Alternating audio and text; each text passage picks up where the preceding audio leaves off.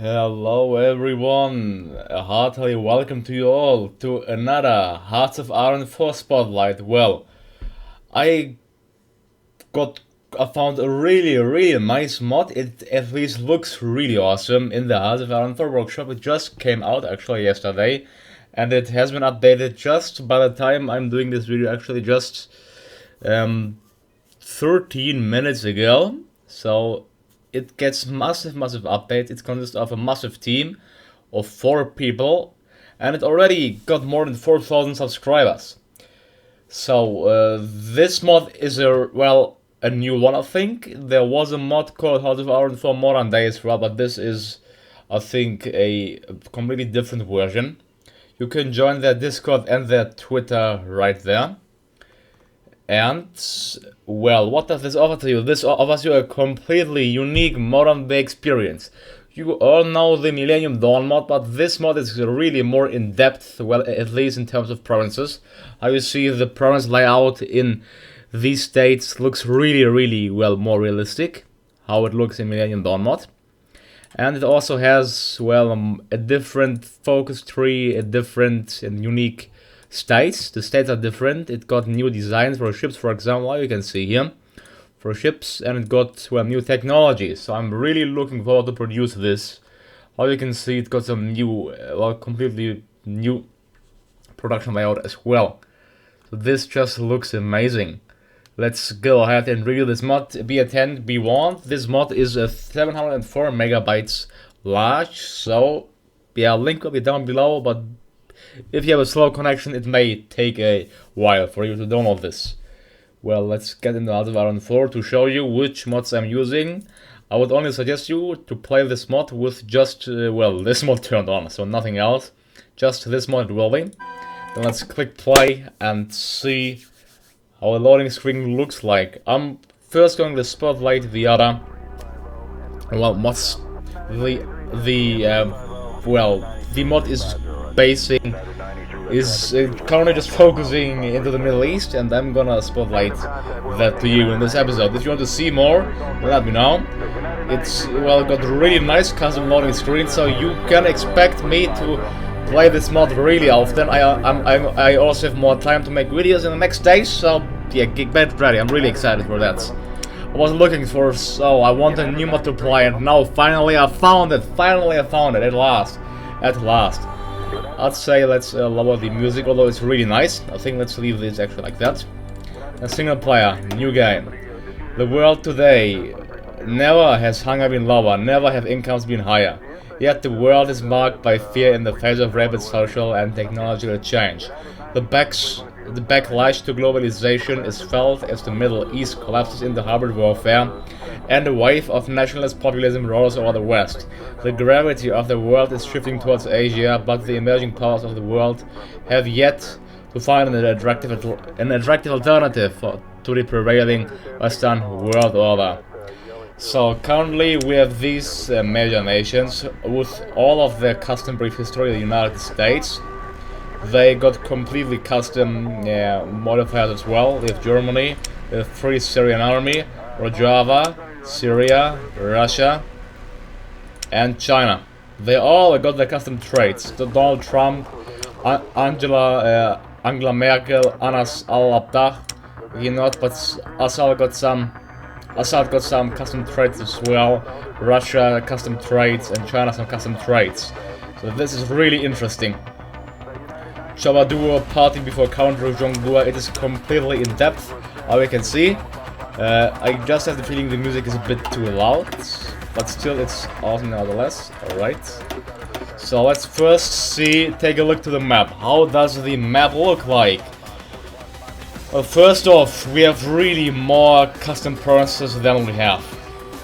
I would just suppose let's, for example, pick Russia, and then let's just see. Then just get into the spectator mode and see how the map looks like. First off, if you get into the game, you'll get it also got new custom news. We recommend you to take a look at the wiki with www.modernday4.gitlab.io by clicking the help button in the top right of your screen without the word tangent. If you click this button, this will open. And you have a completely custom Wikipedia as well. So, well, I really see, well, this mod is just got perfectly released for Christmas.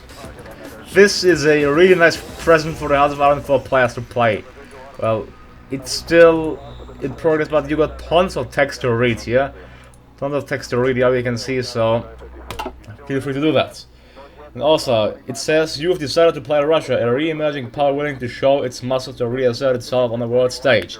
Creating an alternative to Western world order is imperative, and we should do this by supporting those who oppose the West. We should send volunteers and land lease to Libya and Syria. And then the modern day version 0.1, so it's only in the alpha stages, you could say, it's just 0.1. The first release is meant to be a glimpse of greatness only. It is not meant to be played from 2017 to 2035, and only the Middle East will have lots of events and things happening. However, we have set up all units in all countries, including airways and navies, most techs, and a lot of content that we will build upon later. What we are saying is that we can't promise that all countries will be found in the first release. We recommend you play countries in the Middle East, especially those on the starting screen, and only expect about 2 years of gameplay. I understand. This is the custom countries you are supposed to play. Let's take a look first to the technologies. So, it got a completely unique technology. It starts from 1965, and most countries also got the 2005 technologies, but Russia, for example, likes the 2015 research. It is scaled well because you need to wait 8 years to research the 2025 technologies. It has a completely unique, completely customized vehicles research tab here, you can see. Russia is updated with everything. A completely unique artillery research tree where you can research artillery, self-propelled artillery, anti-tank and anti-air. Completely unique as well, and depending on the gun you play. Then it got a completely unique land doctrine. It doesn't seem to be finished yet, but yeah, it's not actually finished, but it will be in the future. Then a completely unique naval research tree. Russia lagging behind in some aspects, but you see it's completely unique. Then it got a completely customized carrier tab here, completely customized submarine tab. And then we go to the aircrafts. Well, first off we have helicopters, then we have fixed wing aircrafts. It's quite large, you can choose between, I think, these jets, Su-37 Flank F, MiG-39 Foxglove. Then we have bomber aircraft, and last the air doctrine. Alright, so you are supposed, I mean, you can play any country you want. You could play Russia and, for example, justify a war on Ukraine and make Russia great again. But that isn't supposed to be played. You are supposed to be played one of the countries in the Middle East, and more importantly, the ones who could select in the main screen, which were, I think you could select Syria, Rojava, and whom else? Well, I think just these two. You could play as any others as well, but that's up to you. Then if we go to spectator modes, we also have completely unique loading sounds, and what I want to show you is just the sheer amount of provinces. Just look the sheer amount of main cities you have. You have just insane amount of GDP per capita, for example, it says. So there you have so many customized slots, you have so many cities. The provinces are completely customized as well, like Chechnya. You see, just it's amazing. If you zoom in, you just have like a victory point for nearly every province there. The same goes for Ukraine, the same goes for really every city. So this is really, I have to take, breathtaking. I will really start a major recording of this mod. I really love it. Personally, I would go ahead and favorite it already. I would go ahead and subscribe and like, of course, and be sure to do the same. Really, it just looks breathtaking, this mod. Just the amount of provinces, for example, for Turkey here as well. But let's take a look to the Middle East. Next, the USA, just being a major power here as well, having there, of course, custom vehicles, custom land, ships as well, that's expectable. Custom weapons. Then if you look to Germany, what do they have?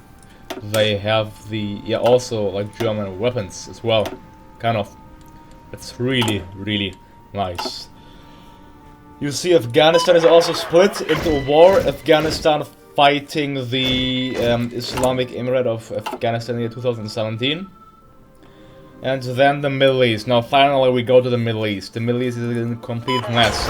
You see, playing as Syria would be a nice challenge here. You would control an army of 85,000 men. I think actually it's more, I think it's like 200,000 in real life, so it should be increased, but that's not up for me to decide. Then you see Bashar al-Assad with all of its custom nationalist spirits here as well. Shia, Syria, house divided, support from the SSMP, Palestinian groups, Shiite groups, and the Iranian aides. Syria is in a house divided because probably it's in a civil war, so that is most likely why. The focus tree is currently, well, generic. You can choose of going the political way, then emerging outlook, non-neutral outlook, nationalist outlook, western outlook, or Zalafist outlook. Anyways, you see, you would have to do a lot of micromanagement here if you would want to win the war in Syria. So winning the war in Syria I'm going to start a series where I'll play as Bashar al-Assad and attempt to win the civil war in Syria. So be prepared for that episode next. You see, here we have the Free Syrian Army here. Then we have the Tahrir al-Sham there. We have the Rojava here as well. The Rojava fighting the Rojava is just fighting the IS. Then we have the Islamic State, of course. And then we have Iraq and Kurdistan there. So yeah, Kurdistan there as well. So actually, I just want to get into the game and play, but no, I'll complete the review of the Middle East. So Assad is probably one of the strongest players in the Middle East, but don't think you'll have an easy task. Let's see, the Assad's army is 85,000 strong. Tahrir al-Sham has 65,000 on their own, and they're located quite there. And then we have the Free Syrian Army in the Assad's flank with 77,000 units as well. So this war will be a war of grinding, and you as a player do not have a chance for fast victory. You are reliant on your allies. I think the Hezbollah will be a vital ally to Assad. Also, Iran should help Assad, I think, as well as Russia. It's depending on how well the AI is programmed, but I think the AI should help these respective players. So, yeah, I'll suggest you to play as Bashar al-Assad and try to win the civil war in Syria. Also, did you notice this screen? I'm gonna come to that, but let's just look to the other countries. Then we have, well, Israel. Israel actually controls the West Bank because it controls it, well, de facto. I think that is right here. Israel is one of the, I think, strongest Middle East nations. It's actually stronger than Egypt. In terms of industry, it's got 12 military, 1 naval, and 11 civilian factories, so Israel will be a nice pick as well to play. They are Western, they are they could Western, but they can declare a war on other countries, for example on Arabs as well. On Egypt or on Saudi Arabia, they have a strong army with 120,000 men, and Israel got, for example, a very large military spending there, led by Benjamin Netanyahu, having the major non-NATO ally and Judaism as their national spirits. Then we have Jordan here, quite a weak country, Iraq, quite weak as well, Saudi Arabia with being actually stronger than Israel in terms of industry. But still, army-wise, Israel is stronger, which makes sense as well. Then we have a civil war here in Yemen as well. Yemen is fighting whom? Is fighting the Ansar al-Sharia. Yemen is South Yemen. They are called Houthi Yemen. So bloody civil war there. You can also, well, try to reunify Yemen as the Western leader or do whatever you want. So the Middle East is in turmoil, just as it is in real life. So be sure to play one of the Middle Eastern countries I would suggest to you. Anyways, well, let's go to the National Statistics and Intel Factions screen. For example, if you look at Syria, I'm gonna make the spotlight here. Syria has a $2,000 per GDP.